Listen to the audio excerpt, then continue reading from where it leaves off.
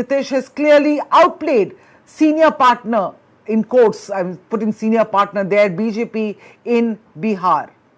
Takeaway number 5, BJP has breached southern India. Yes, Tamil Nadu, they've drawn a blank, but they've opened their account in Kerala with, I think, the Thrissur seat they're leading in. In Telangana, leading on 8 seats, doubling its tally from 2019.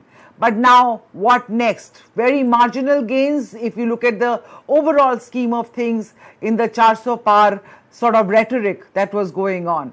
Takeaway 5, unquestionable revival of the Congress. Congress almost crossing the 100-seat threshold so far. Rahul Gandhi's confidence when he said exit polls are fantasy polls yesterday clearly had substance. Takeaway number 6, Maharashtra voters have spoken. They've picked, quote unquote, the real Shiv Sena and NCP as per their choice. It's Uddhav Thackeray and Sharad Pawar who have clearly beaten the Eknath Shinde and Ajit Pawar versions of their respective parties. Takeaway number 7, Mamata Banerjee remains invincible in Bengal. In 2019, of the 42, Trinamool had won about, I think, 22 seats, and the BJP came a close second with 18 seats. This time, Mamata is scoring above 30 seats as far as the trends show us. Till now, BJP much lower down in its tally from 2019. Takeaway number 8, sorry, end to a glorious Naveen Patnaik saga. In Odisha, the BJP is leading on 19 of the 21 Lok Sabha seats. Patnaik's dream of becoming chief minister for the 6th time also comes crashing as the BJP is performing impressively in the assembly elections. Takeaway 9, Jammu and Kashmir voters shock Omar Abdullah, Mehbooba Mufti. Big upset for 2 former chief ministers. Both have conceded defeat. Omar Abdullah from Baramulla and Mehbooba Mufti from Anantnag Rajouri. Omar lost to jailed Kashmiri leader and ex-MLA engineer Rashid. Remember, Rashid is lodged at Tihar jail in a militancy-related case. Mehbooba, of course, lost to National Conference's Mia Altaf Ahmad, who is a spiritual leader of the Gujar community in the valley and parts of Jammu. And lastly, but not the least, of course, no sympathy for Arvind Kejriwal. Arvind Kejriwal's Aam Aadmi Party has fared poorly in Delhi and in Punjab, despite Kejriwal trying to seek sympathy votes. As we speak, of course, right now, BJP is set to win all the 7 seats in Delhi, despite pre-poll alliance that the Aam Aadmi Party had with Congress in Delhi. Those are the 10 big takeaways coming to you from the Times of India studio. I have with me our esteemed panelists here, Yashwant Deshmukh, founder, director, Sea Voter. I have Savio Rodriguez, founder and EIC Goa Chronicles, and Abhigyan Prakash and Abhishek Sudhir. Both Abhishek Sudhir, obviously a political analyst and an advocate, and Abhigyan, of course, we all know, senior journalist. They're joining me in the studio. Let me start off first with you, Yashwant, if you can hear me. What went wrong with the exit pollsters? Because that's what I promised. That's what I promised the viewers. I'll ask first. Yes, absolutely. What went wrong was Uttar Pradesh went wrong. That is the biggest thing. Because as Abhigyan will vouch, the road to Delhi goes via Lucknow. And right. This is something which is surprising because surprising in a way that our vote share estimate in the UP are bang on target. We predicted 44-45% for BJP. They are pretty much there along with the alliance partners. But it seems the bipolarization of the UP, which started in the last assembly election, has continued further. And the 14% approximately for Mayawati and BSP that we were expecting in the data, that did not materialize there. She is polling about 4% less from her estimate, and that did the trick, it seems. But largely speaking, I think BJP's strategy of not changing their non-performing MPs in Uttar Pradesh has done them in, and definitely there is a more to what is meeting the eye in UP. Absolutely, because when we look into the larger picture and try to figure out what is the uniform theme of this election, actually there is no uniform theme, honestly. Reason being, BJP has swept away many such states, adjoining from Madhya Pradesh, Chhattisgarh to Gujarat and Rajasthan. Again, another state where we said that it's getting tough because of the wrong selection and internal feud of the BJP. That's what we know. Otherwise, there are no surprises. For Maharashtra, we have been saying all along, BJP is getting it all wrong. It's Uddhav Thackeray and Sharad Pawar are gaining sympathy, and BJP will be in real trouble. In any case, in Maharashtra, Bengal is Bengal. Didi rules, no doubt about that. And I think Bengal is also continuation of last assembly elections, Aditi, where the entire anti-BJP bloc continued to vote for Mamata Banerjee, and there is no revival whatsoever as far as left and Congress is concerned, because the minority votes refused to split in West Bengal. As simple as that. They struck with Mamata Banerjee, and Mamata Banerjee's own vote bank struck with her, and that's where she has swept it. So there is no question of anybody being anywhere near Mamata Banerjee in West Bengal is concerned. But the bottom line, by going by that entire thing, is that when you lose UP this way, there is no way you can get a majority of your own in Delhi. There is no way. Simple as that.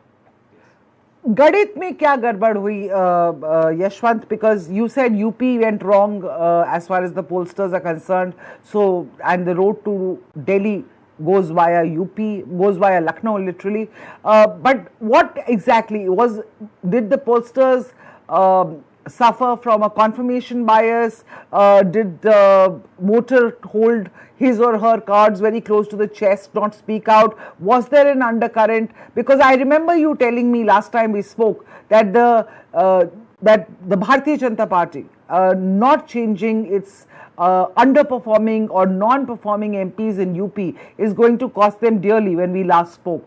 You said that, but you still were giving over 60 yes, seats. And I said that they have a problem in 35 seats just because of that, But when you say, आपने सवाल पूछा कि गणित में कहाँ गड़बड़ हो गया, where did the maths go wrong? That's where I am coming as well. Survey science stops at projection of the vote share.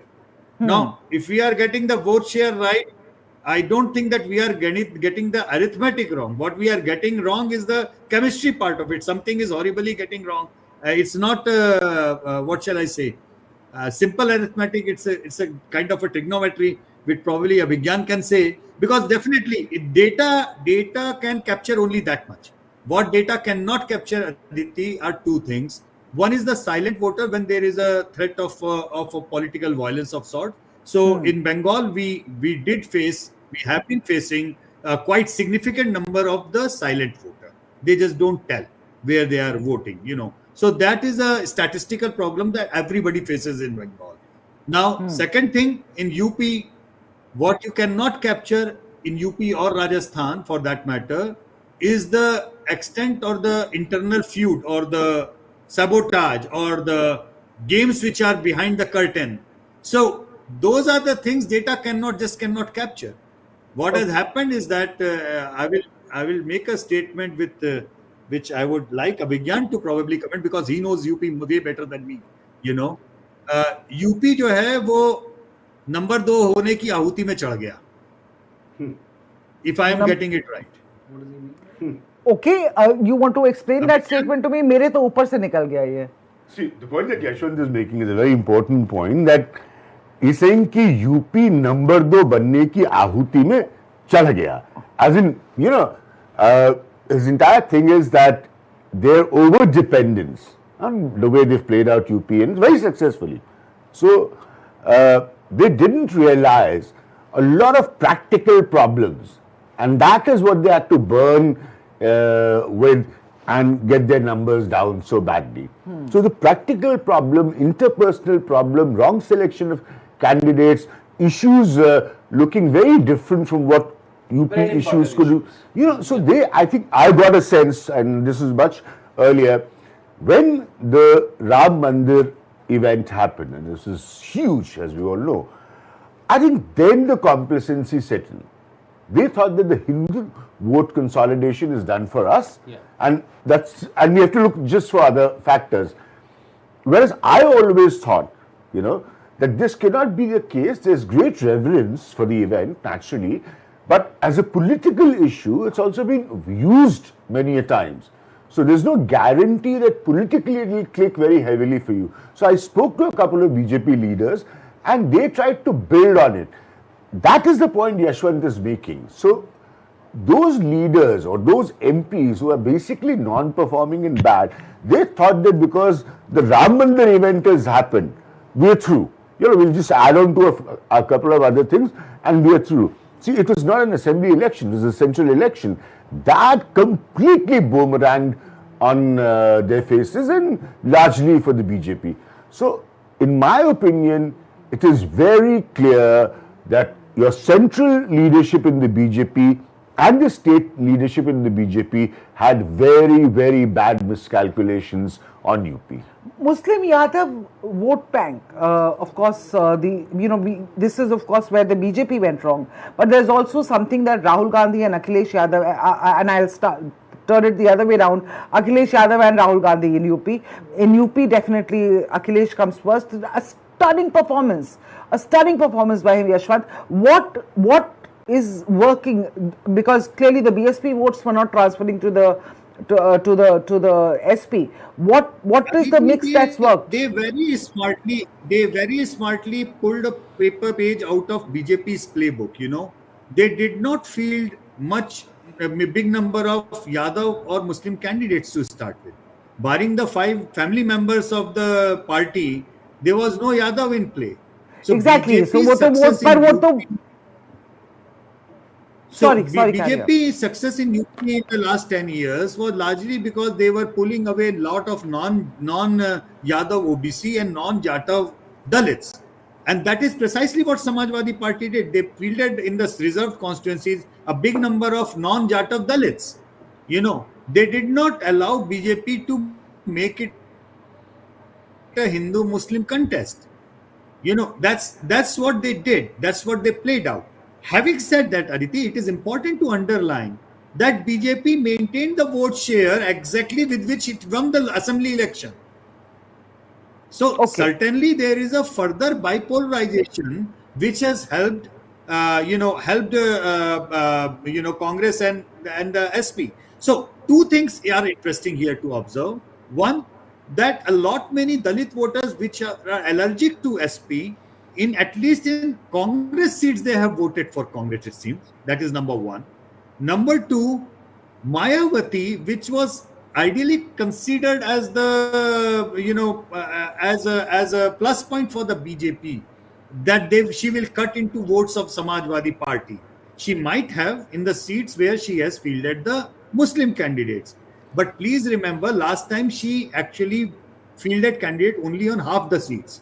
Now, in rest of the 40 seats, when she fielded candidate, last 5 years back, the seats where Mayawati did not contest, her vote bank did not shift to Samajwadi Party lock, stock and barrel. They actually, a big number of them shifted to BJP. This is why BJP's vote share from 45% went up to 50%. Now that she has fielded all 80 seats, some of her core voter actually went back to the BSP. And this is where, BJP got struck with 45% which it polled in the assembly election. It could not take the game from 45 to 50% mark again. And so these 2 things has played against the BJP. But having said that, that does not explain the rout. For a simple reason that even after everything that we were expecting BJP to poll 44-45% and that they have polled. So certainly there is much more behind the scene. So the vote share you're saying is normal. It's just not been able to convert into the seats that you were thinking because of behind the scenes activities. Abhishek wants to come in, but Abhishek, massive news. BJP has lost Ayodhya officially. Samajwadi Party has won Ayodhya. Avdesh Prasad is the MP. Precisely the point has been. Wow. I mean, and why would that happen? Again, this is a case of selecting After the wrong how they candidate. behaved. Because he's just one UP. They couldn't win Ayodhya. Yeah. And they couldn't win Ayodhya. Can I ask a You are so question? correct. Does Narendra Modi have the moral authority to form the next government in the BJP? You're as Prime Minister, you've built the In Ram politics, Mandir. there's a thing called moral. No, but it's a question. Okay, he can, because I mean, of course there he are can. 293 seats. Let's not forget that. No, there's still- Nitish and Chandrababu and Yes, lot of okay, other but things. still the single largest party. So let's not. BJP was single largest throughout the 90s. They never So, really formed so the government. Yashwant, till I want to 90s. come to you. Ayodhya loss. That's Ayodhya loss. Yeah. BJP. That's like has got to Yeah. hurt, really. Poor selection. And apart from that, please, let's not forget the political fact with again, I'm going back on UP again and again to Abhigyan because I need the confirmation what I'm saying is right or not. I mean, that's why I'm asking you. Ayodhya or the Faizabad was never a stronghold of BJP to start with. The state, the Lok Sabha area, it was never a stronghold of the BJP because of the local dynamics, the local demographics. And the sitting MP was unpopular, big time unpopular. So BJP will have to try to actually explain this. Why the hell they have to repeat all the unpopular MPs in UP? Was it by default? Was it by design? It cannot be by default because in rest of the India, they chopped more than 100 sitting MPs. Did they or did they not? Recently, I'd like to it seems answer. like it is by design. You Now, have to if- go to other guests, I understand. I'd like to What answer quickly on Yashwant's point, because Yashwant has made a valid point. Yes, Faizabad in particular, I know, has never been really the BJP seat. Like there are many belts of BJP in UP. But Ayodhya's situation, I disagree because of the event that happened. The Ram Mandir. So there had to be some sort of an impact. Now, if you lose that, then certainly something went wrong against the BJP in terms of some kind of undercurrent cutting across Uttar Pradesh, because your percentage of votes is the same as the last assembly elections. So something went wrong, most definitely. It is true they were not strongholds of BJP ever. Right. one Let quick- me just bring in Savio Yeah, quickly, and then I'll come to you, Abhishek, because I want to talk to you about the invincibility part of the Narendra I Modi. want to hear from Savio. You had many a battle over the right. years. Savio, I want to hear from you the performance of the BJP in Uttar Pradesh. Double engine clearly failed. That's one of the key takeaways that we are drawing from this particular verdict of 2024. The wrong selection of MPs or candidates or whatever it is. Why losing from Ayodhya? That's a big loss of face. Has got to be. Is the era, of the invincibility of Narendra Modi over? No, I don't think so. Okay, why? Let me explain, Sure. because I know many would not accept it, but let me explain how it operates. Now, let's assume for a moment we are not in the elections and we are in a 100 meters race, and we are Usain Bolt running the last race in our last Olympic. Everybody expected Usain Bolt to break the record that he already had. And Usain Bolt himself went out to the media saying that he's going to break the record. And there was a lot of media around it. But Usain Bolt fell short. But he still won the gold medal. So the moral of the story is, what is the mandate of the people, and what is the point that you have to reach to form the government? And in this case, the NDA and the BJP together are coming and forming the government for the third time. And the third time in itself is a reflection of the fact that while we expected to have a lot more come our way, there is an introspection that is required from our end to be able to understand where exactly did we not get the desirable results that we wanted. Now, let me highlight one thing that is very rarely spoken about, but it's something that we need to pay attention to. One is that there's been an immense consolidation of the minority votes across the country. And the minority votes in areas where minority dominance does exist has worked against the BJP. Unfortunately for the BJP, the Hindu consolidation of votes never happened. And because the Hindu consolidation of votes never happened, That is why you're seeing the kind of results that they are getting. That is why you're seeing the kind of results, even though you have the Ayodhya temple, the Ram Mandir.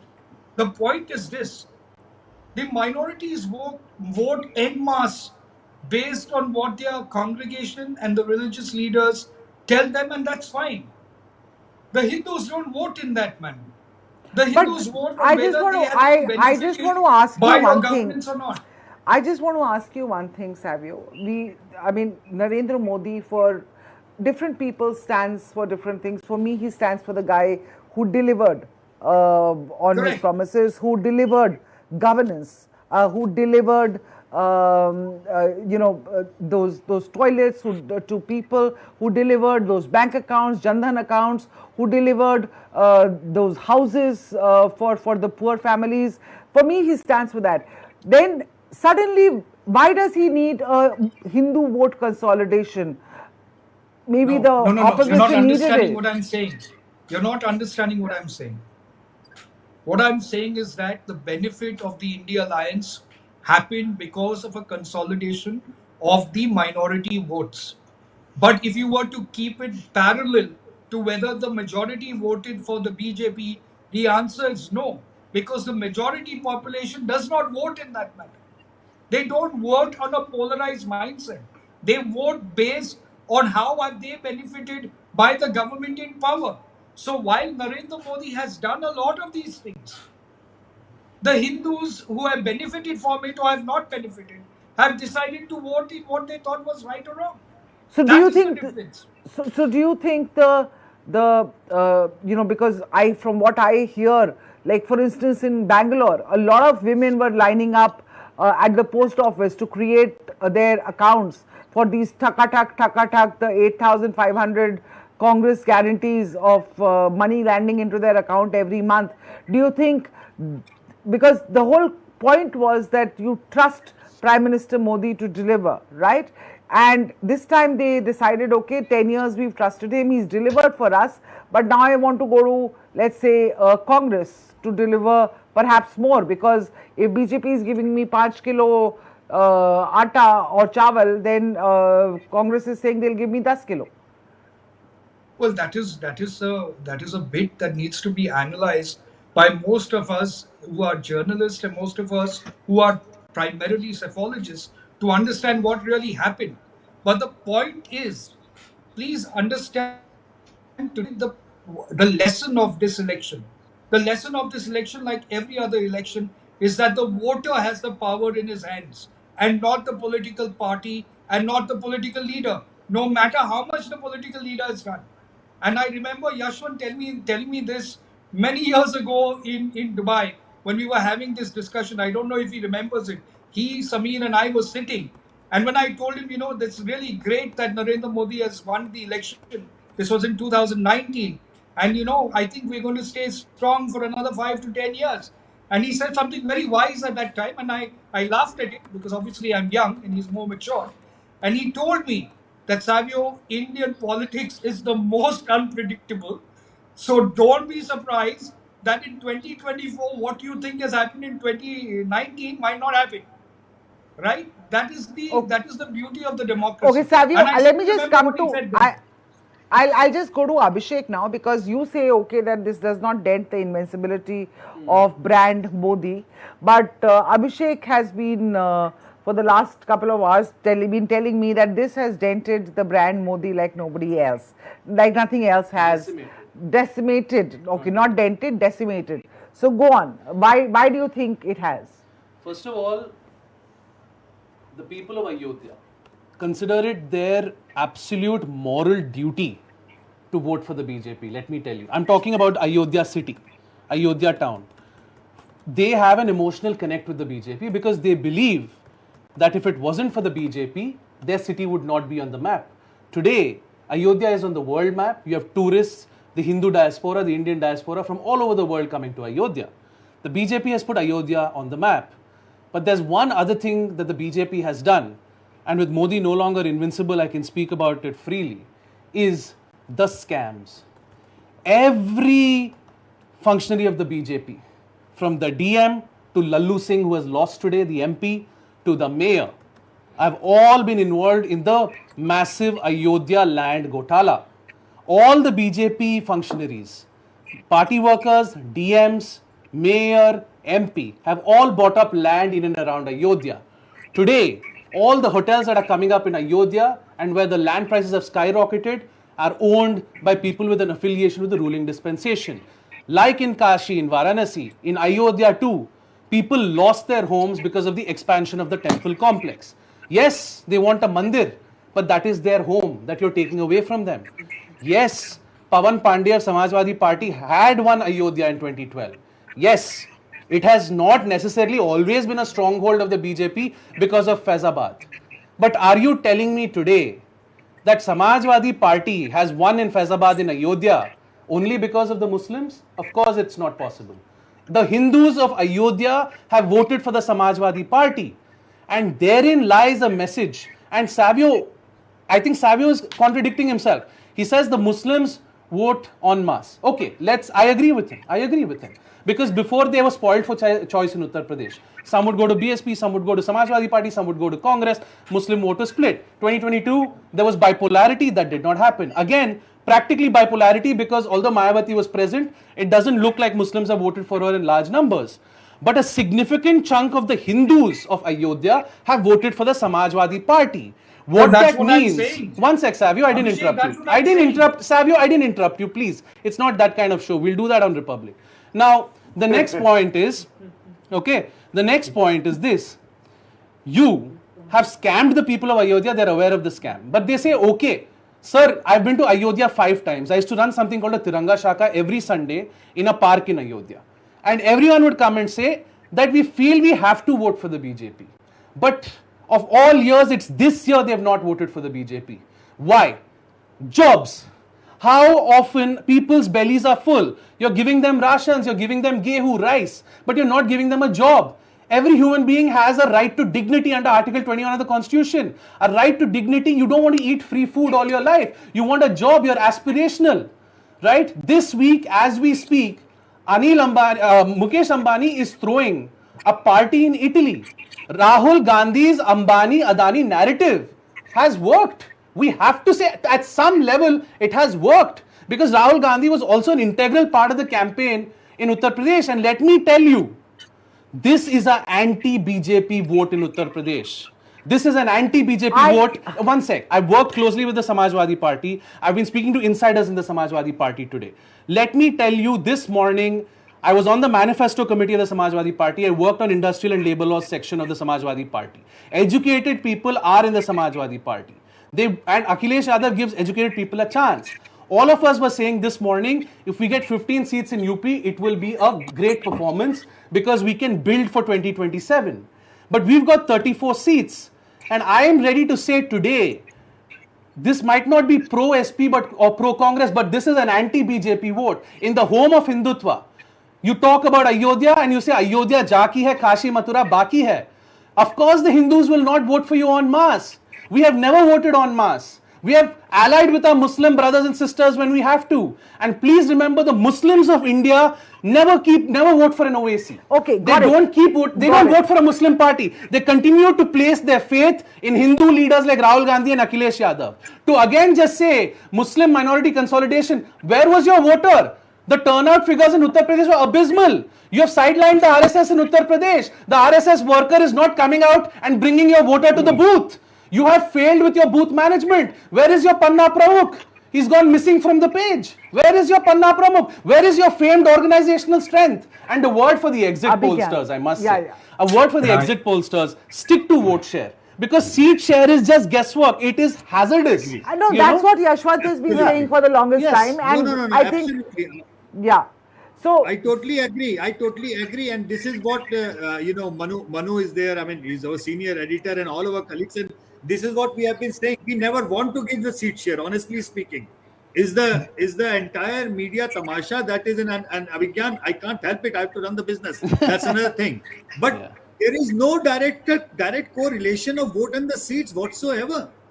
I mean, no, I'm feeling like I completely endorse what Yashwant is saying. I mean, not because he's a friend, an old friend, but I completely endorse. Because you see, from and I've seen it in the place from where all this psephology and stuff started. But the brutal reality is, it's a TRP gathering event on television, news television. So, you know, there was a time when the reporter had enough conviction after traveling a state to come back and say with authority, this will win and this will lose. Nowadays, it's become pathetic because you actually wait for the polls to come to tell you who's going to win and lose. I'm talking about journalists. So from day one, pollsters get it wrong all over the world. You know, again, as I said, I'm not defending Yashwant here, but they get it wrong all over the world. But all over the world also, it's a great television event. It's a great television event, which in India, and I'll be blunt in saying, helps one thing for sure, Satta Bazaar. And stock market. And stock market. Many millionaires were made yesterday. Yeah. So on the I'm basis glad. of the... I'm glad what Yashwant is admitting is true. I'm very happy because this is true. I've said it hundreds of times. This is a TRP gathering, marketing, television event. But Yashwant, you come from Varanasi. Varanasi, the margin for Prime Minister Narendra Modi also considerably shrinking from 2019, unless there are some latest numbers that I'm not privy to. No, I don't think it's high. What's gone wrong? I mean, the last I checked, Rahul Gandhi's Raebareli margin was twice that of Narendra Modi's margin in Varanasi. Yeah, because again, for the same reasons that we have been discussing UP, why it has gone wrong in UP. Varanasi's own BJP circus, if you go to the city and understand the local politics of Varanasi, you will realize full of the non-performing MLAs around that, and the structure of the BJP in the entire Purvanchal that has been completely compromised because of the internal factionalism. Okay. What I'm trying to say is like, you know, it's something like if a prime minister with his popularity manages to pull around 45% in 10 years down the lane, sweeping 2 assembly elections and 2 Lok Sabha elections, and at 45% vote share, if you manage this kind of a seat, then there is something else at play. Okay, I refuse to believe that this is simple arithmetic. Yes. Okay, I'll just cut in, Yashwant. We'll just dip live for a moment because Kharge is speaking. The Congress chief, literally with the Congress managing, that's one of our key takeaways from this election, the resurgence of the Congress party, crossing the 100-seat barrier, which, which they had been mocked about for the longest time. Rahul Gandhi's Yatra also, the Bharat Jodo Yatra also mocked, but clearly something has worked and they are getting more than 100 seats, at least as far as the numbers tell us right now. Let's cut across to Kharge. Rahul Gandhi started speaking now. Let's go to Rahul Gandhi. ये चुनाव India गठबंधन और Congress party सिर्फ एक राजनीतिक दल के खिलाफ नहीं लड़ी थी। ये चुनाव हम बीजेपी, एक राजनीतिक दल, हिंदुस्तान के इंस्टीट्यूशंस, हिंदुस्तान का जो पूरा गवर्नेंस का स्ट्रक्चर है, इंटेलिजेंस एजेंसीज, सीबीआई, ईडी, ये सब, आधी जुडिशरी, इन सब के खिलाफ हम लड़े थे, क्योंकि इन सब संस्थाओं को, इन सब इंस्टीट्यूशंस को नरेंद्र मोदी जी ने और अमित शाह जी ने कैप्चर करा, धमकाया, डराया। प्रेस की तो मैं बात करता रहता हूं,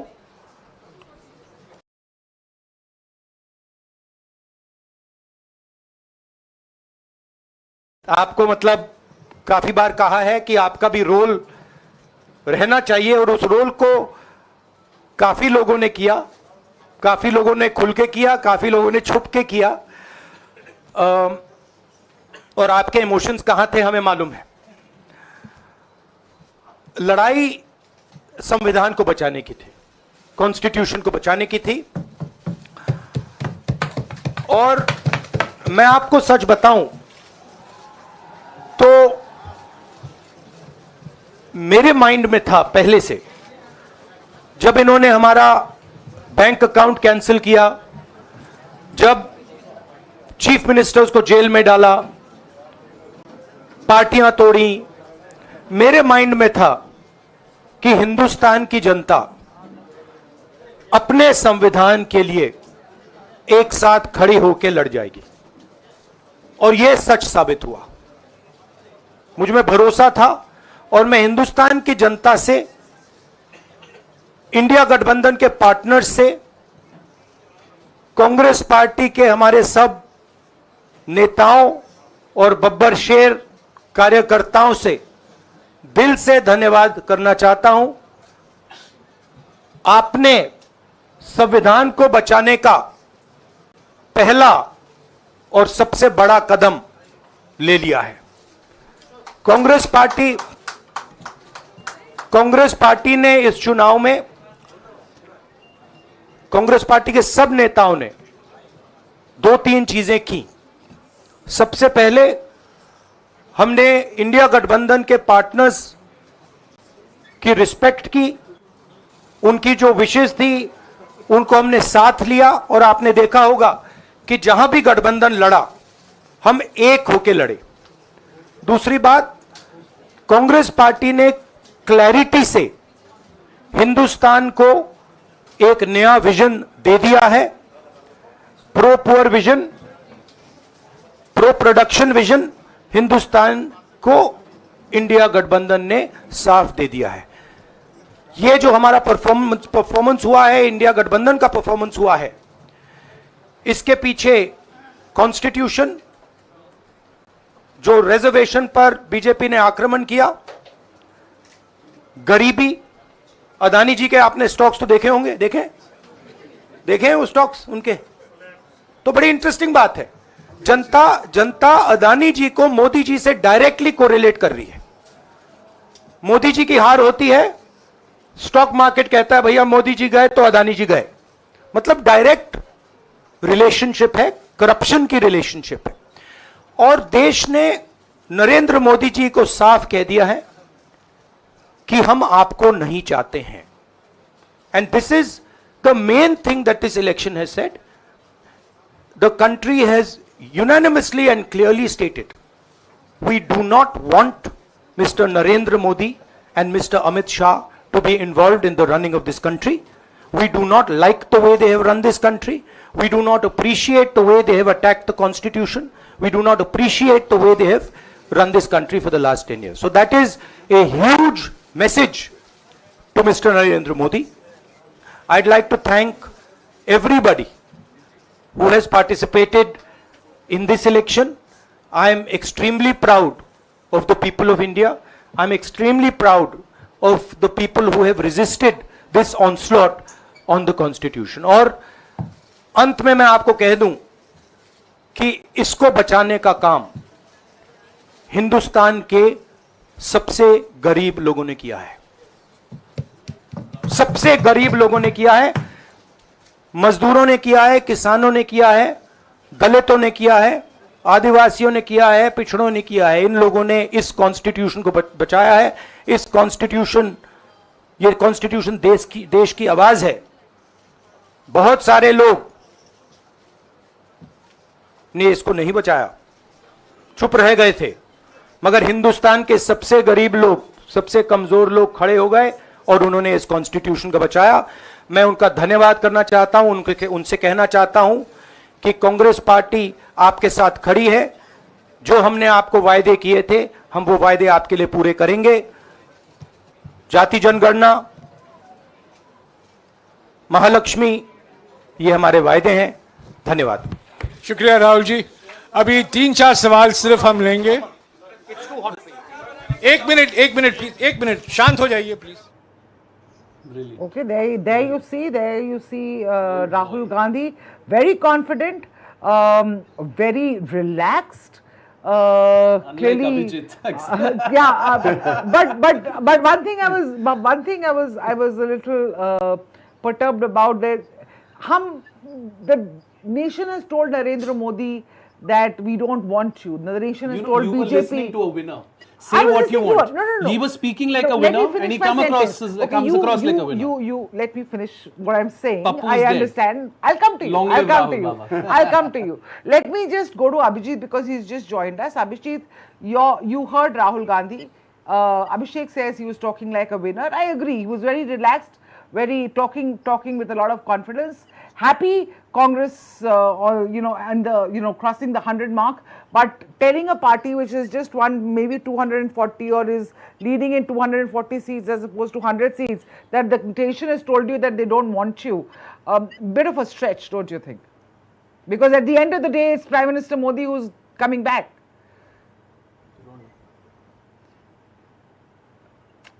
Audio issues with you. Oh, can No, you hear I'm me? getting his I audio. hear you now. Yeah. I am now getting it. Sorry, I think there's some problem with my TP. It's coming late to me. Okay. Go So on. the thing is, whatever said and done, this is a very significant. He's finally delivered on all those, 50 India Today headlines, and God knows how many other headlines has Rahul Gandhi finally arrived.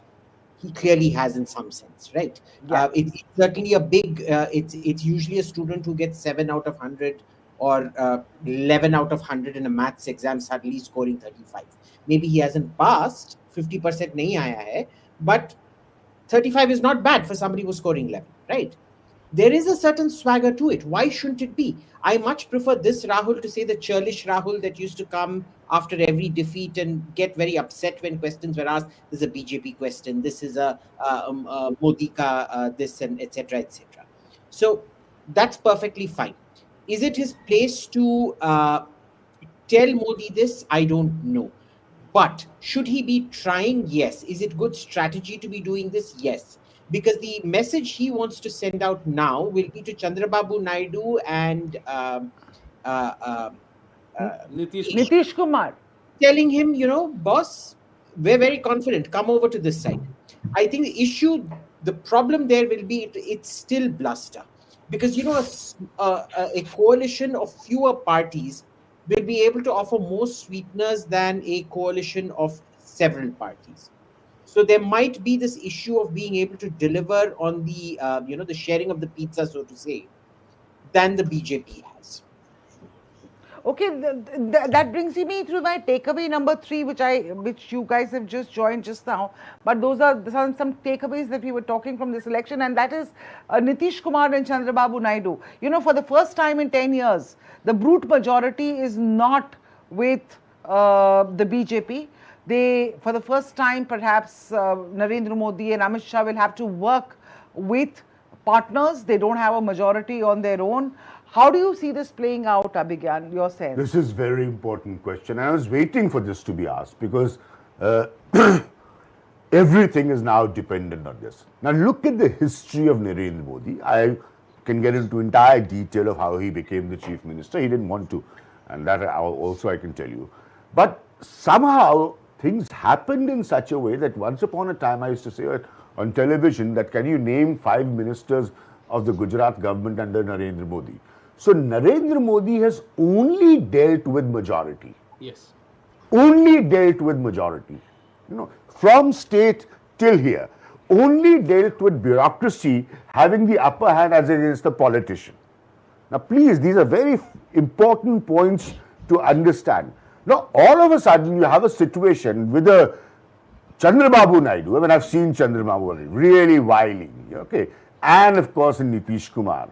Now a combination of a Chandrababu Naidu and a Nitish Kumar to deal with on decision making and policy making, or making announcement that I'll do this, or I'll do this, or do whatever you want to do, that will be a serious challenge because coalition is a different culture. I'll also quote you one thing, and after that you can go to your other panelists. Congress made the blunder of something we all remember as the Panchmali Declaration, where they talked about a single party governance and not coalition. That was the peak of the coalition era. Such is Indian politics in its own intriguing ways that it brought Congress to a stage that needed coalition. And of course, as I told you last time also, I think Sonia Gandhi did a wonderful job. So you've got to get that culture. I've seen the Vajpayee government and Vajpayee very closely, tremendous respect. I mean, you can't have a leader like Vajpayee in the BJP. So that natural respect will have to also come in, because interpersonal relations matter. Issues are very small, yet they blow up into a lot of big issues. Media, we can benefit, because now will be the time you'll also get cover. I can guarantee you. I've done all this for years and years. So unlike the Modi regime where there was an iron curtain, here it will not be. You'll get the cover. You'll get to know what's actually going on. So a lot of things has to be dealt with. So I think for somebody who nearly over 22 years has not dealt with anybody asking a question, it's a complete shift that he'll have to deal with. And with, of course, again I repeat, with Nitish Kumar and on one side Nitish Kumar and on the other. And both very cool customers. Oh, very cool customers. Very cool. Just 30 seconds. There was a stunning visual in 2014 when Modi came to power with his majority of his cabinet sitting there, and he was on a raised platform. I don't know if people remember that visual where all the cabinet members were sitting there at the bottom and he was sitting on a raised platform. There's a Latin phrase called primus inter pares, first among equals. The Prime Minister is first among equals. They're all equals. He's first among them. Narendra Modi, for the entirety of his tenure as Chief Minister of Gujarat and Prime Minister of India, has always talked down to people. He's always talked down to people. He's always talked from a position of power. Right? Now, he has to talk to people. This is a man who never has had to bend before anybody. Forget having to bend, he'll have to crawl now. Because what can he offer Chandrababu Naidu? Special status for Andhra is mandatory. What can he offer Nitish Kumar? I don't think special status for Bihar matters to Nitish Kumar.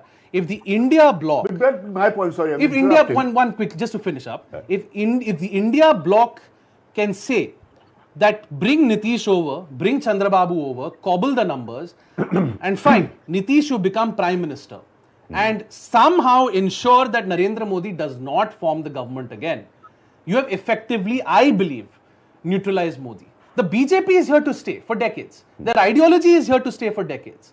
But Narendra Modi is now closer to the end than to the beginning. Okay, yeah, but one 10 seconds point I want to make. While I say all this about his background and the way he's dealt with government and governance, also understand that he's a politician. And a very astute one. And a very astute one. So I am not saying that I'm completely writing it off that he can't lead or deal with the coalition. He's a politician at the end of the day. He can. Politician hai. Humility aa hi jata hai as a politician. I have never seen a humble bone in this man's body, let me tell you. Okay. All right. Let me bring in Anil Padmanabhan. Anil joins us. Anil, we've spoken about this. We were just talking, Anil and I, yesterday about the exit polls, about the invincibility of Modi, and today he's not looking very invincible, Anil. You talked about the women voters to me yesterday, and how they are, voting for him because of the toilets, because of the bank accounts, because of the houses, because of the gas connections, but not really looking at, reflecting in the numbers today, not to that extent. Yes, of course, they are the single largest party, but not to the extent that we were talking about yesterday. Hi, Aditi. Thanks for having me, and hi to everyone else. See, I can tell you a little about UP because that's where you've traveled. The only place I visited. So, let's flip it, and the fact is that women voters have outnumbered men again this time.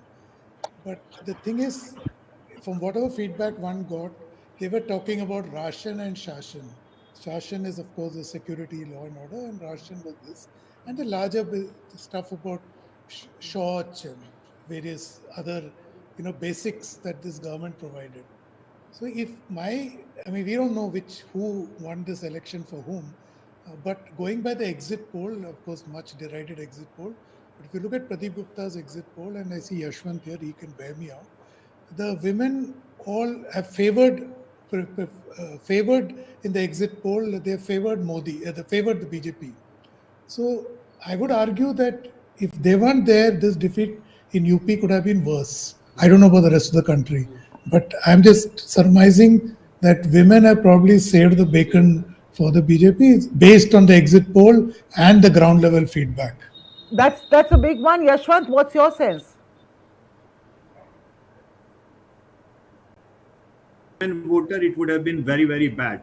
And honestly speaking, women voter actually vote rationally on the delivery of the governance and the schemes and everything, and that has been worked so far right. So the silver lining, the only silver lining in UP is the women voter saving them from this one because of the absence of idea of factionalism and other plays at work among the women voters' mind. So they have whatever they have got in UP, it is because of the women voter. I totally agree with him. And Anil, before you joined, we were discussing UP earlier, and I said this to earlier. I mean, just to brief you on that in the exit poll we got the vote share of UP also correct, but when the same kind of things are working in other states correctly as far as the exit poll is concerned, but if that extrapolation or the number game doesn't add up in UP, that means there is something else as well at play because of the factionalism. And one definite thing we know is reallocation or reallotment of tickets for all the unpopular member of parliaments by the BJP, which is very unlike BJP.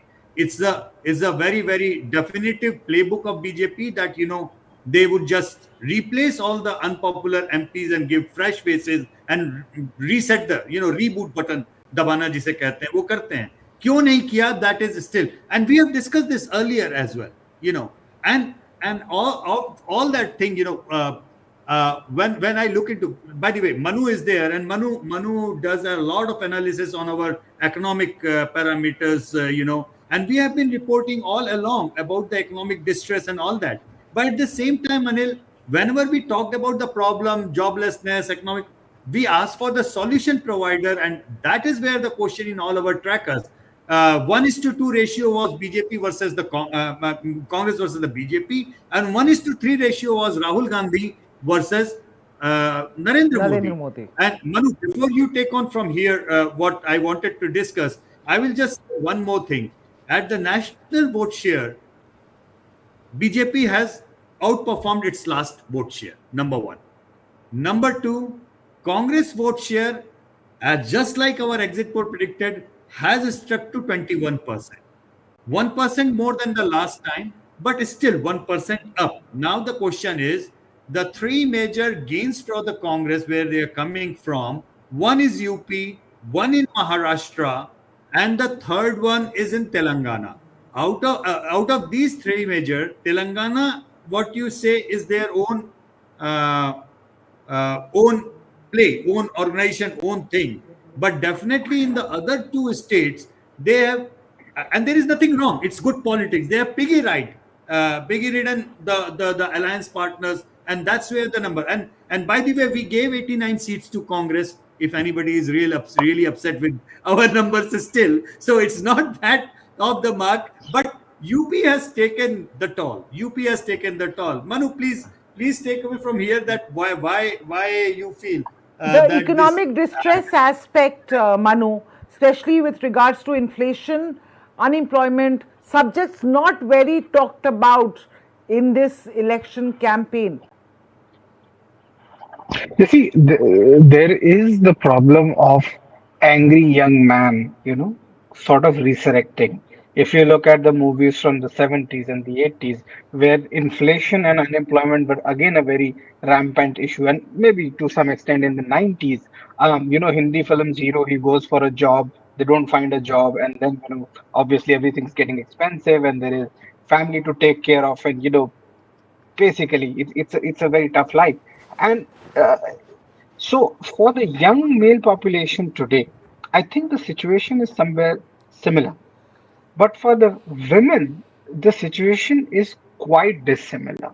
When you look at, even going beyond the cliched, let's say the toilet scheme, the pipe water scheme, look at the PLI, look at the electronic manufacturing, look at the number of women employed by these iPhone manufacturers. There are dedicated women only assembly lines, and there have been articles after articles in international and domestic press about those jobs and those new sectors coming up. So there has been a, I would say, differentiated anger levels between the two genders, even if you compare the same age cohorts, and also you compare, let's say, similar socioeconomic backgrounds.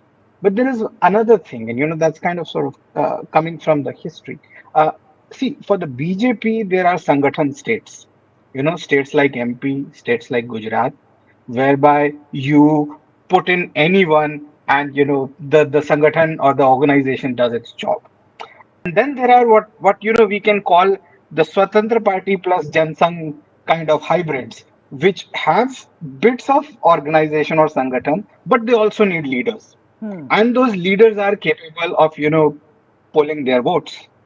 Now, look at the election results today. Rajasthan, for example, UP, for example. It can't be argued that the Sangathan isn't doing its job because vote share, pretty decent. Rajasthan is actually polling 49% vote share for the BJP. That's near majority. In any other case like this would mean a landslide. But then we look at the seat. Yeah. But what about the argument? What about the argument that the RSS worker did not really sympathize with the BJP in, let's say, Uttar Pradesh? They did not work for the BJP. They did not mobilize. They did not say, "Okay, come, let's go vote." Yes. See, it could be the RSS, it could be the old guard, it could even be some leaders. But the question here is that when you look at all of that stacked up, it's hard to lay credit, for victory being Congress or some other opposition party that, we did all the hard work and, we managed to pin the BJP and, that's why we are winning. Maybe the whole answer is slightly more nuanced. And there are many factors within play. And to quote Woodhouseian kind of thing, there are wheels within wheels. And I think the debate needs to kind of move towards the second order and third order reasons for this kind of a show by a party that's polling very good vote share.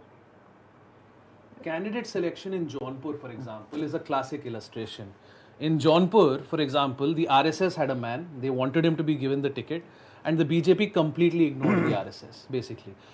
So this has been a running theme throughout Uttar Pradesh for the BJP, that the RSS inputs were not taken. Now, Nadda ji is saying we don't need the RSS practically. Yeah. We have outgrown the RSS. I mean, that's quite a statement to make. That's quite a statement to make. So that RSS worker is working for free is a Swayam Seva. Let me get what in. Has happened to his morale? Let me get in Abhishek Iyer Mitra at this point.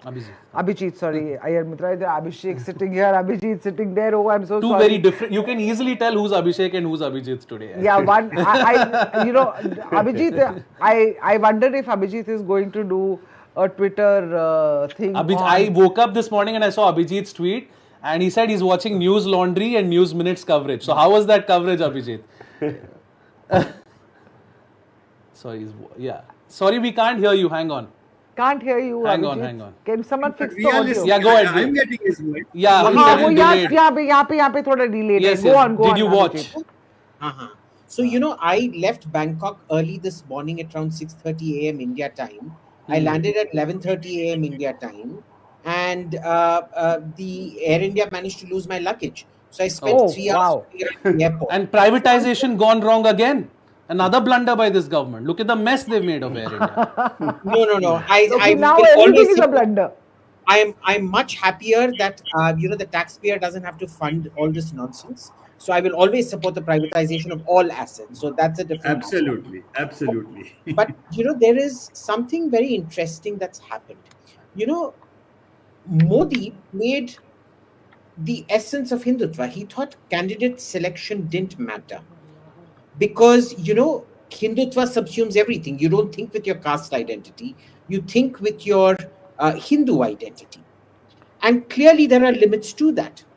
And at the same time, what was Rahul's counter? I think Rahul had a very smart counter and he had a very dumb counter. The very smart counter was the caste census. Because remember, Aditi, we discussed this even before the poll. That hits directly at the heart of Hindutva. Yes. Right? caste is more important than religion. The second one, which I didn't think was particularly smart, was the wealth redistribution plan, right? So I think there was a calibration somewhere out there.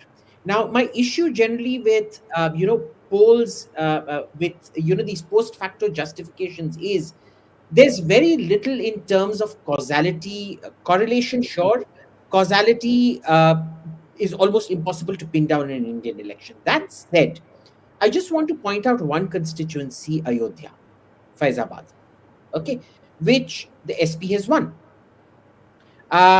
What happened out there? Clearly, there was some kind of caste. What I'm hearing now is that there was a massive Rajput Thakur revolt against the BJP that's essentially been the reason for sinking them in UP. Now, why did that happen? Again, it was because of this overemphasis on Hindutva, which is not a bad thing. I'm a Hindutvavadi. I'm unapologetically so. The question is, were you listening to the people? Did you over-calibrate it? I don't know. I don't know. I'm sure there'll be lots of explanations that come out. Frivolous ones like, say, India shining, etc., 400 paar, etc. But I don't think those are the reasons. I think there's something fundamental going on with the caste dynamics out here. So are you saying that Mandal politics is back? I think so. I very much think so. I think in many ways, Rahul has pulled off a Mandal commission on Modi. I mean, VP Singh didn't exactly pull it off on Rajiv Gandhi because it wasn't an election promise and so on and so forth. But I think he has, yeah.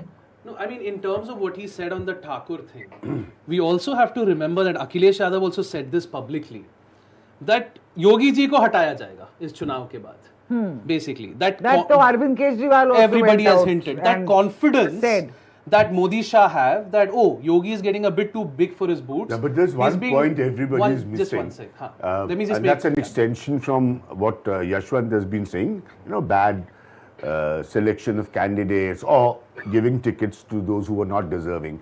There is no doubt that the way you create the aura, image, presence of Narendra Modi, a lot of BJP politicians will always feel, and they have felt this in the last elections as well, will always feel that, okay, whatever it is, once Modi comes, it will be through. Now, I'm specifically making this point is because Akhilesh Yadav fought a very good election in the assembly. Yes. Third phase, Modi enters in a big way in Uttar Pradesh. And the entire election, particularly in eastern UP, changes. Till then, it was like a fight between Yogi and Akhilesh Yadav. So this thing sets in. And I think one of the key reasons we'll have to understand for UP is I think they just thought that, Modi's name and that's it. They didn't bother to understand that you've got to do your own thing beyond Modi's name. Because that's the way you created the Modi aura, which is gone today. I would not prematurely jump to the conclusion that Mandal Kamandal is back. I would wait for the data to see which groups have voted for the Samajwadi Party Congress combined. And you might very well see that the youth might have overwhelmingly favored the Congress. We will wait for that data to come in and Yashwant will share that with us. We did this analysis and youth across India, the youth across India actually had voted, the swing of maximum was among the youth. The youth, yeah. Okay. But again, one point which is important to understand, and that's the reason why BJP vote share actually went up, but rather than going down, even after losing the seats, is that when you look into the age group analysis, as you grow up the age ladder, the support of the BJP increases. Yes. This is something which used to happen with the Congress earlier. Yes. All right. Now, because the turnout of the youth is generally less, that's the problem that, this work might have worked out for multiple reasons and multiple layers in Uttar Pradesh, but it did not work out in rest of India. What I'm simply trying to say... I just wanted your opinion on... sorry. UP is a basket case right now. What I'm simply trying to say is that keep UP separate from rest of the India and then try to analyze what worked and what did not work. You will get a different set of answers. But if you will throw UP in the loop, then you will be misguided with the answers. Okay, we will know that, Yashwant, we will know that as and when... Very, very crisply, I will agree with Abhishek here. there was deep discontent with all the BJP supporters for one thing, the question of imported leaders. Yeah. This has been continuing for last 5 years. And the blatantly arrogant way the BJP as an organization and the decision makers have been doing that is kind of surprises me, because that play has not gone down well with their own supporters. Simple. Spare a thought for Gaurav Vallabh and Rohan Gupta. Yeah. Okay, Rahul, in fact, has won both his seats. That flash has just come in.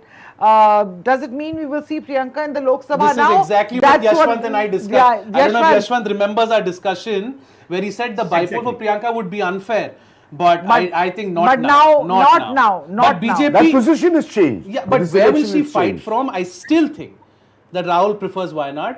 But it would be foolish. I think he should give up Wayanad for Priyanka, and because they're making a comeback in the heartland. But the problem is the elections in Kerala, and the Congress performance, I think, has been subpar in Kerala, by the way, if I'm not mistaken. So the optics of giving up Wayanad for Kerala will look very bad. So you may very well see Priyanka fighting a bypoll from Raebareli. And can we just doff of my cap to KL Sharma, the foot soldier, foot soldier in Amethi, and I think Yashwantji also had said.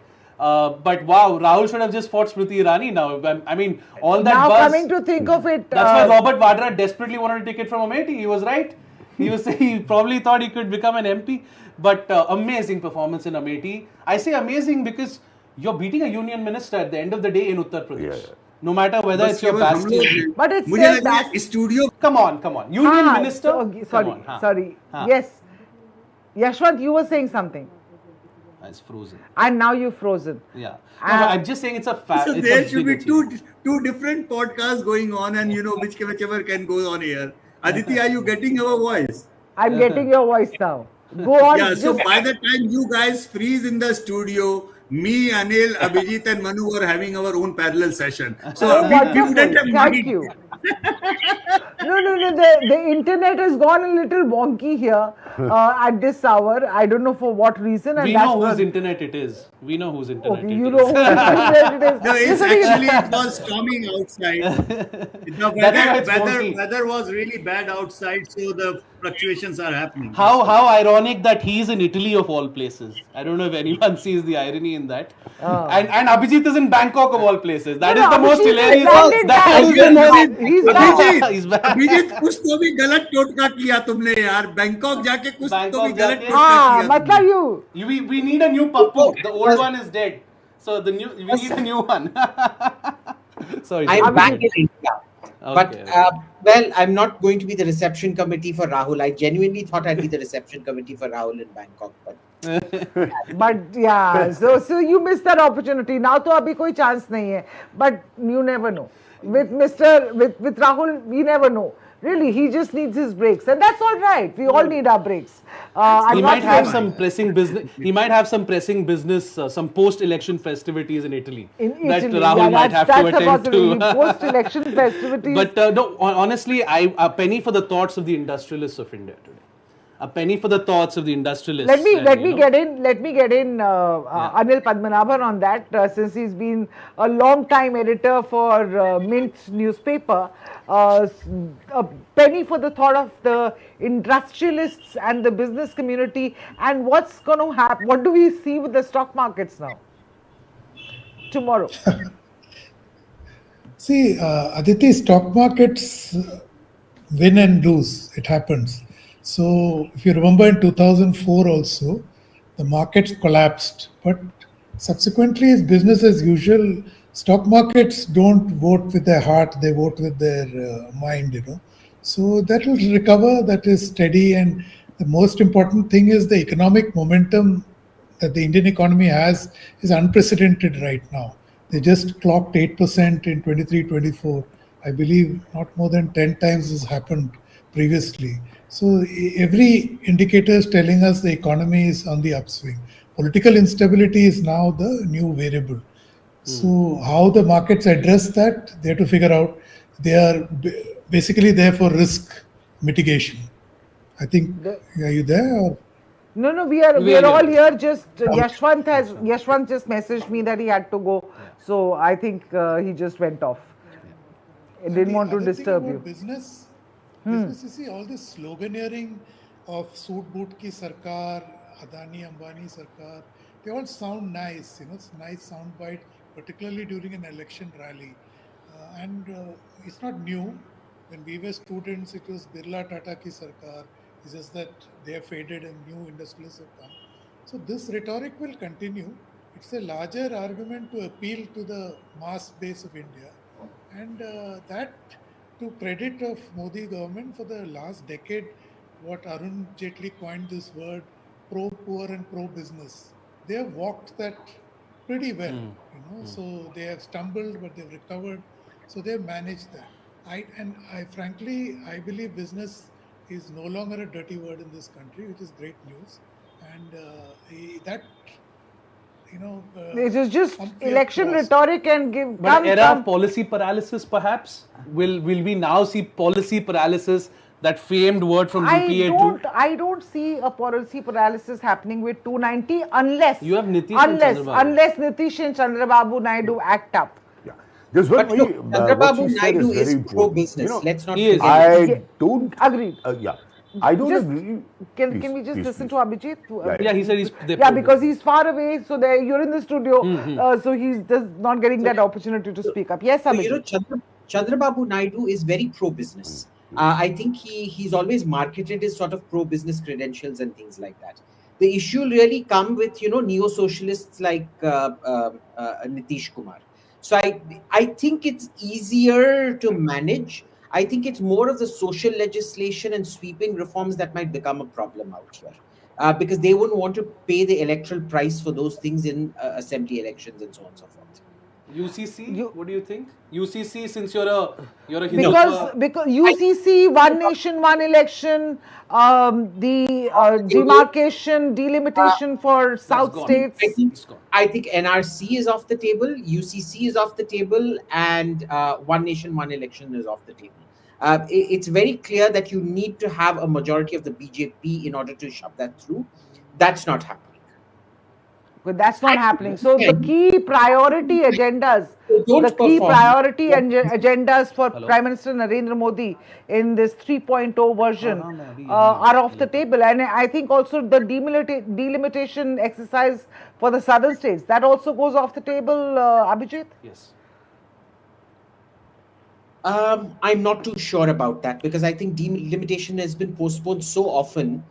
I think Modi will actually have more incentive to do delimitation right now.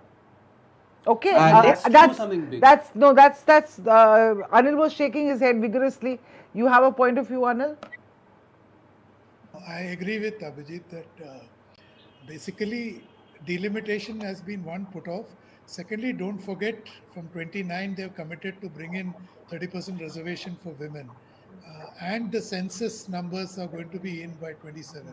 So delimitation will happen, and that's also a way that they can gerrymander if they want, like they've done in Assam to a degree. So delimitation, I don't think is off the table. It will benefit the ruling party. So no, but you have I just Chandrababu want to Naidu add might one not support query. it. Because it will affect the south. Delimitation will affect the south. That's just. Yeah, go on. Sorry. Yeah. We decide it's right time. Yeah, I was looking at some back of the envelope calculations on Twitter by some people. They say basically the vote share of the NDA it actually improved in metros, was preserved in rural, but middle India, it shrank. So Manu, if you have crunched the numbers, you can share with us, whether this is true. If this is true, then what Abhijit said, the youth, or someone else said, I don't recall. Yeah, I said, that if you intersect youth and middle India, there's an aspiration deficit there, which probably resulted in this whole anger. I think Manu himself said this, angry young man syndrome. Yeah. Probably. Yes.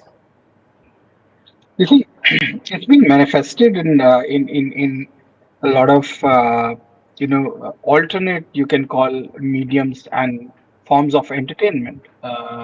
For example, there are comedians who are quite vociferously opposed to the prime minister, and then there are, obviously other people from the world of art and yes, the youth's politics too. So.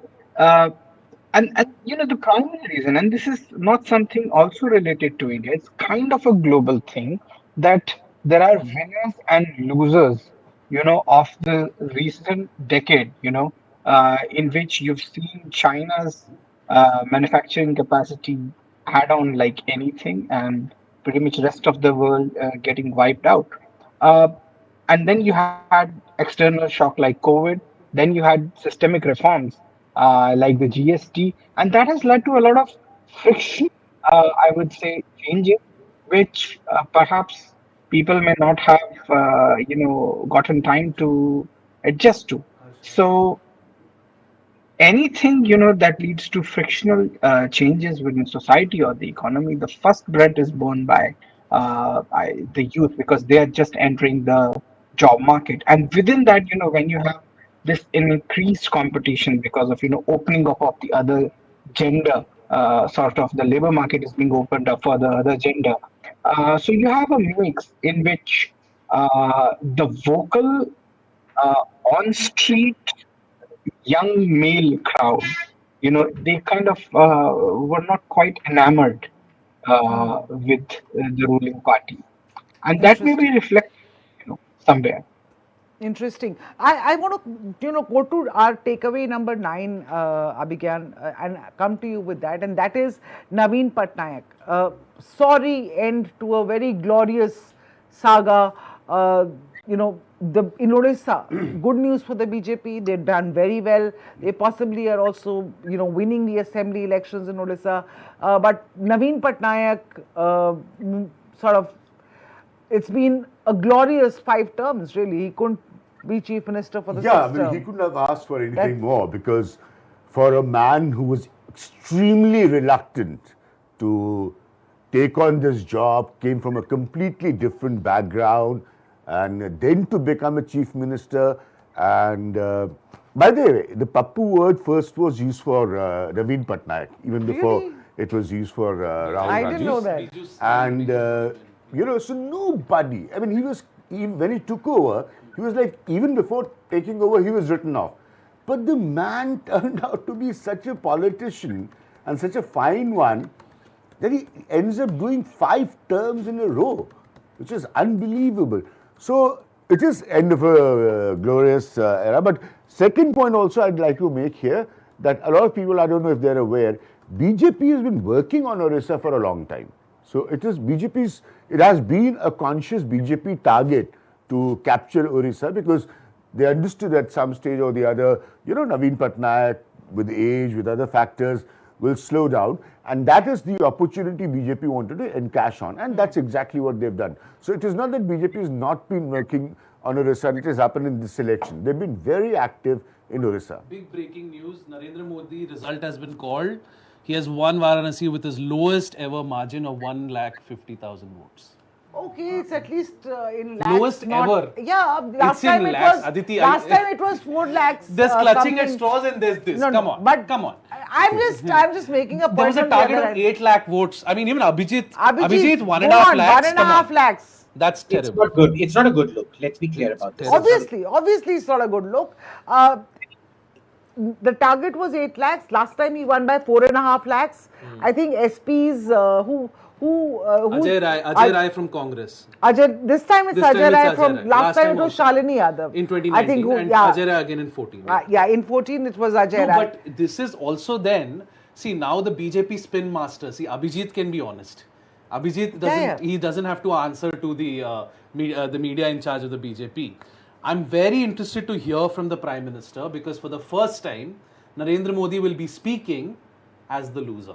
And trust me, Narendra Modi today will see himself as the loser. He might not come out and say it, but a serial winner like him would have never tasted defeat like this. So I want to see his body language, and I also want to see the spin and the messaging from the BJP spokespersons, because as the old saying goes, success has many fathers, but failure is an From orphan. what I've heard so far, it's there are drumbeats and celebrations in the BJP headquarters in the national capital, and what they are saying is that we are still coming back, and I mean, there is nobody. That's who's, exactly what I was about Yeah, to say. So then, that's- what has to be told is she's absolutely correct. He just becomes another prime minister. See, now. you have to understand, BJP is the not going to, Invincibility BJP order will is look gone. at, Not just that. And he BJP said will that. look at the NDA, and it is not going to say that, oh, look at us and we've come down to, not even reaching the majority mark. So those things will be there. At the end of the day, I remember the government. I remember Abhijit's tweet a couple of weeks ago, a couple of months ago maybe, I don't know, where a lot of people were complaining about all the Congressees joining the BJP, right? And Abhijit said, as long as Narendra Modi is delivering results, it doesn't matter who he takes into the party. The question now is, can Modi deliver results? What Abhijit and Shefali Vaidya and Anand Ranganathan and Sai Deepak, his Hindu intellectual base, and these people influence lakhs of people. Anand Ranganathan today, for example, on YouTube, because the caption of Times Now said results with Anand Ranganathan had more viewers than the Times Now's actual live stream, for example. Now, can they deliver? I just messaged Anand also. I'm waiting to see him. He's in the building. So, can Modi deliver for his Hindutva base? They don't want big bang economic. Yes, they want economic reforms, farm laws. But UCC, I can't believe they didn't bring UCC in these 10 years. I fail to understand. And this strategy of bringing it in Uttarakhand in a piecemeal way. Why? Because the Northeast would oppose it, for example. Tribals have been exempted in Uttarakhand. But if any Prime Minister had the political capital to bring the UCC, and that is one thing I'm disappointed on. I think UCC is dead for another generation.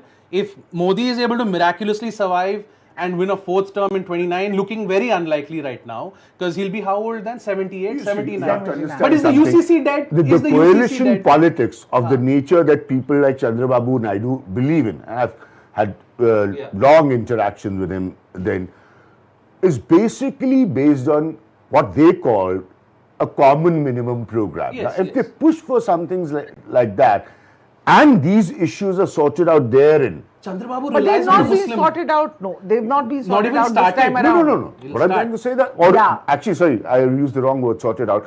Instead, if they're not being put in the program, okay, yeah, and this is exactly what happened to the Ram Mandir and other issues when the Vajpayee government was there. So when you form a program in a coalition with others, then you have to forget really what you can do on your Chandrababu has batted for Muslim reservation. Chandrababu relies on Muslim votes in Andhra Pradesh. Chandrababu is not going to support UCC. Government gira. Nitish is not going to support UCC too because he's got. So that's exactly what I'm saying. Government So What are we in if for, you have Abhijit? agendas, a lot of agendas that will not belong to the BJP or that cannot be made for BJP to address its core Hindutva. That is the point I'm making. That will be diluted. So that just position another will Prime be Minister who runs a that coalition position will be government. diluted. Okay, Abhijit, One very quick point. Our big gripe over the last 10 years, the commentariat, has been our access to real information from within cabinet has been zero. Yeah. That ended decisively today. The cabinet is going to start leaking like the Titanic. I just said that. Yeah. I just said He that. just made the same point. Yeah, it's going to. But Everything is going to. Everything Shashi is Tharoor going has to. won. Shashi Tharoor has won. So Kerala, they are only winning. I think BJP is Suresh winning. Gopi, I think. Suresh Gopi, Thrissur. That was expected. and they lost But- everything in Tamil Nadu. They lost everything in Tamil Nadu. It's a zero. Yeah, it's a duck in Tamil Nadu. It was But not don't be too despondent about Tamil Nadu because AIDMK hasn't really distinguished themselves either. So there is a space and. But Abhishek, there was something very interesting out there. Normally the difference between the winner and the loser is usually 1 to 2 percentage points between the DMK and the AIDMK. This time it was 5 percentage points. That's very, very significant. Yeah, and it's the only state in India that prefers Rahul Gandhi as Prime Minister. And now maybe UP.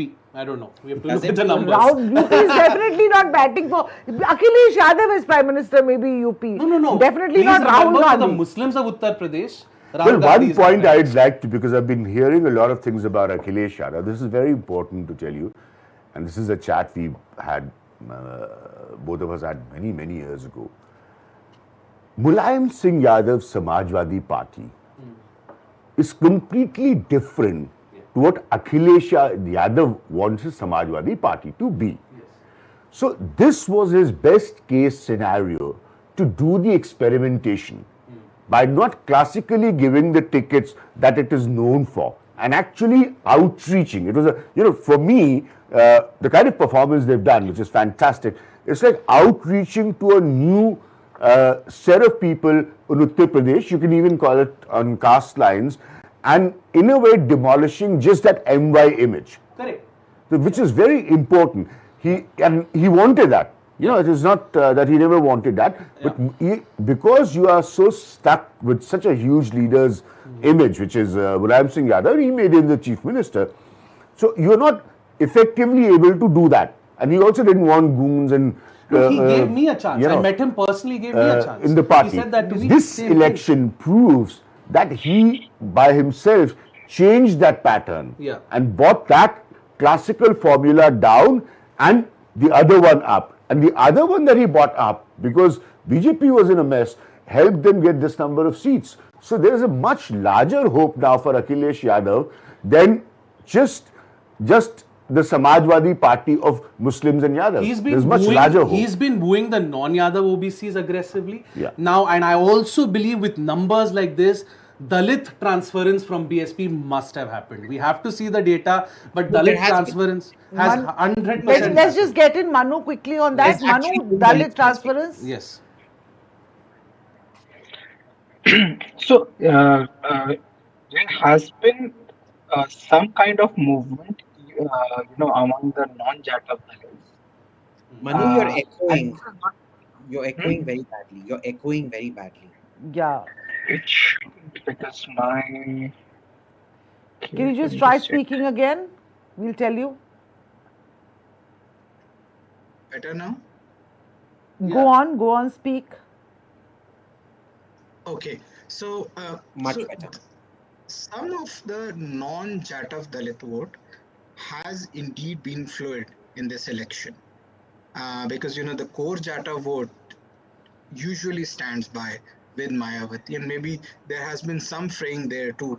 But the non-Jatav Dalit vote, yes, it has been fluid in this election, and they've experimented, with their political choices. Yeah. Okay, interesting. But, I just want to take one round of answers from all of you on one thing, and I'll start with you. What are we going to expect from this? So, India finally has an opposition to talk about. Oh, yes. Right. Oh, yes. We've not had that opposition to shout about, okay? Yeah. For the last 10 years, we did not have an opposition. Now we finally have an opposition. How are we going to see? Are they going to stick together?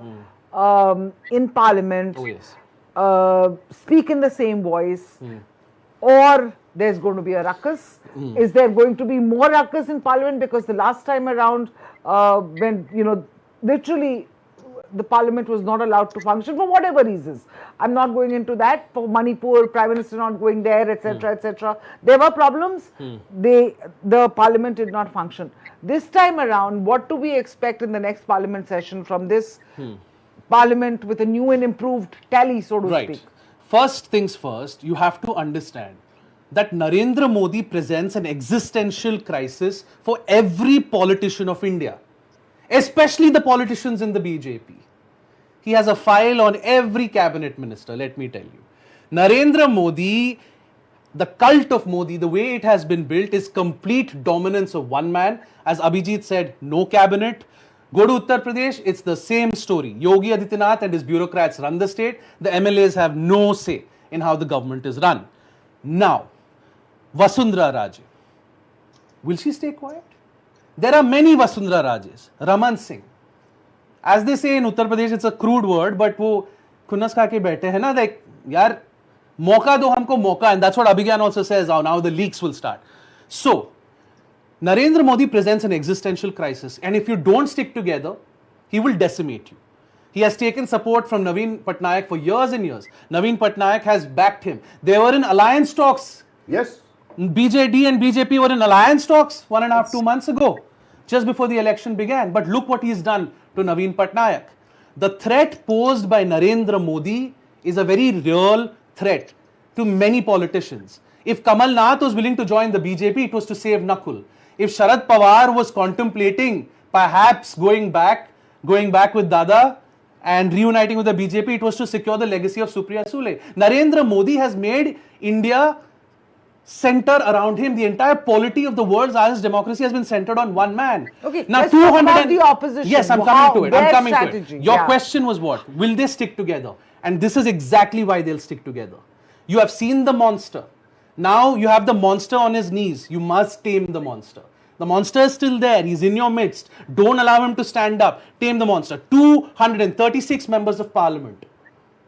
Can they suspend all 236 members of parliament now? Clearly not. So And you know the amount of noise that the Samajwadi MPs are going to make now in the Lok Sabha? You have 35 Samajwadi party, and Samajwadis, let me tell you, and I have a little bit of that in me, we're street fighters.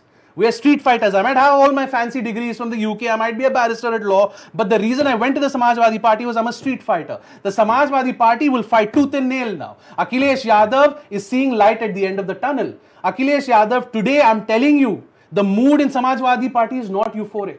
The mood in Samajwadi party is the little done, the vast undone. Because the real price for the Samajwadi party, the real price for Akhilesh Yadav is 5 Kalidas Marg in Lucknow. And till Akhilesh Yadav becomes Chief Minister in 2027, the Samajwadi Party worker won't rest. The battle begins today. What happens to Yogi Adityanath? Will Yogi Adityanath be blamed for the defeat? Will Modi Shah now place the defeat at the feet of Yogi Adityanath and say, as Chief Minister, you must take moral responsibility?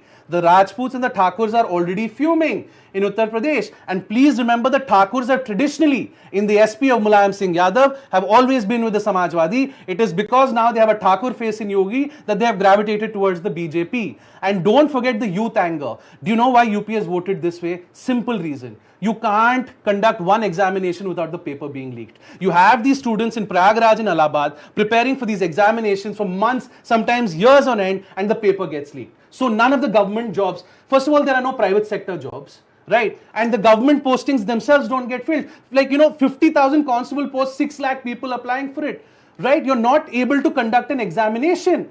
Ayodhya jhanki hai, Kashi Mathura baki hai. Kya hai ye? Okay. The India of today, most of the youth of today probably were born after the Babri was demolished. Okay, now let's just take a round robin quickly. Abhijit, I'm going to come to you with this.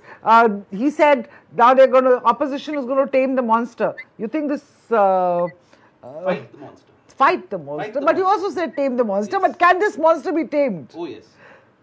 I think it can actually. Wow. I do. Because I expect to see lots of stormy sessions of parliament. I also expect to see, look, there's a certain kind of behavior that's led to this sort of fantastic showing by the opposition, right? We finally actually have an opposition now. And what a powerful opposition does is it keeps the government on its toes. Right. And if the government doesn't manage to manage them, so to say, they lose the next election because then nobody's interested in them. So the real dichotomy is here is how do you manage an opposition and how do you get legislation passed? Because, there could be cross-voting and things like that on certain issues. We don't know how that plays out. But maza aega. Maza to definitely aane wala hai. Abhijit, Mahua is back, boss. Mahua is back. Mahua's back. Okay. Mahua's back. But remember, Mahua is back doesn't save her from jail. No, let's see. Okay, all right. Anil, with you, because I know Anil has to go sharp at 7. So Anil, your sense of what we're going to see over the next 1 week, 3 months. What changes? I agree with everyone that there'll be a lot of fireworks for sure. But only caveat here is the mandate that the electorate has delivered is not to vote Modi out, unlike what Rahul Gandhi claimed in his so-called victory speech. It is to temper this government. So it will be a mistake if the opposition assumes there's a license to bring parliament to a standstill, to go down on the streets, to oppose everything. I have a feeling that will boomerang. So this is like, I think Abhijit said right now, that it is to keep the government on its toes. It's not to bring them down to their knees. If they take that interpretation, it might boomerang on them.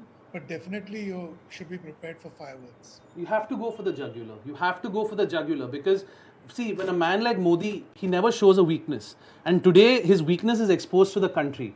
You have to go for the kill because, please remember, this government is going to be on tenterhooks. He might not finish 5 years. He might just be fed up after 2 years and say, I'll just go to the people for a fresh mandate if it's not working with the allies.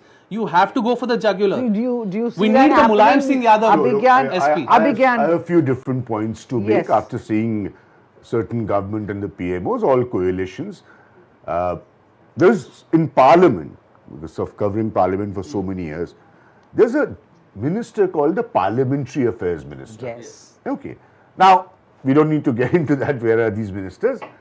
Now, this Parliamentary Affairs Minister is entrusted with the job to go and convince the opposition and also the allies on some legislation that you need to get passed. So these are, I'm just giving one example. There are 20 more I can give. Now these are the issues that now Narendra Modi will have to deal with. Yes. Okay, nobody is going to come to his office. He will have to send his emissary to their office and say that this is what we propose to bring in Parliament. Would you agree on this? Yes. Okay, now they may agree, they may not agree. That's why I said initially, the games of coalition, running a coalition, the balance, all of that is not easy and has never been. Vajpayee fell 3 times, So you have to adopt to it. Okay, you'll have to adopt to it. Now, your ways of communication will have to change, completely change. The way you communicate, opposition will be very, could be very noisy. So all this you will have to understand, your body language, your attitude, all this will have to change, not just one thing. So it's a long list, and that was the reason, if you rightly remember, even before he became the Prime Minister, and this debate happened, it was discussed in the media, in Delhi in particular, that if there is a situation that there's a coalition that Narendra Modi has to lead, he is not the right person. Yes. This is not before he became the Prime Minister. Now there is a situation that he has to lead a coalition. There's no choice. There's no choice. So these are small issues. Anybody who's covered the Parliament or the PMO understands when a coalition functions, these are small issues. Chandrababu Naidu can raise 7 requests in a week. 7 requests in a week. Rajiv Shukla was PMO, if I remember correctly, at one point. You need the Rajiv Shuklas who can sort of, was Rajiv Shukla, was it Prahlad Joshi's current PMO? Venkaiah Naidu was PMO at one point, was he? No, I can't remember. But I don't know who was PMO. But that's a very important ministry because numbers management. Now, before what did you do? Opposition's not on board, suspend them. Bulldoze it. You need numbers, Rajya Sabha, Naveen is there, Jagan is there. All that is gone now. You actually have to build consensus. Narendra Modi is ill-equipped to run an alliance government. Okay. Let me tell you. And Narendra Modi that I disagree. He's a politician. But he has to do things. I'm not writing him off straight away. But he has no track record. He has no track record to There's speak no track record. There's no track record. There you are right. But you think 74-year-olds, old dogs can learn new tricks at 74? If they want to stay in par, they must. All They're right. politicians. All right. Exactly. Thank you so much for joining us, sharing your views. Very fantastic conversation, everyone. Manu, sorry you were not visible, so I didn't come to you. But I'm now winding up this conversation. It's been a very, very long day. Lots of surprises. A very surprise verdict. We were expecting X in the syllabus or paper mein Y aa gaya. So it was all surprising for all of us, but a very thrilling day, as you know. And frankly, when the numbers were, starting in the morning, and people were thinking that okay, NDA jeetega, NDA. The viewership, the people watching our reading our news on the site, it was pretty okay. But the moment the race got thrilling, I think the number of people who surged. They started coming on the set. There was no curiosity in this election. There was no, there was no curiosity. 10:30. Exactly, 10:30. 10:30 a.m. onwards, suddenly, oh boy, this election is happening. I think the headline of the day is Janta Janardhan. Yeah. Janta Janardhan. That is Indian democracy. Yes. What the surprise it can bring up for you, you can't. And just in a couple of hours, the contours changed. Exactly. You were expecting X for almost 60 days. Yes, I don't have to say Modi ji anymore. I can say Modi. All right. Thank you so much for watching this broadcast. We will come back to you with more. Stay tuned to 2 Times of India. Tomorrow, 5 p.m. We'll see you again. We'll come to you with some more breaking analysis of this verdict 2024.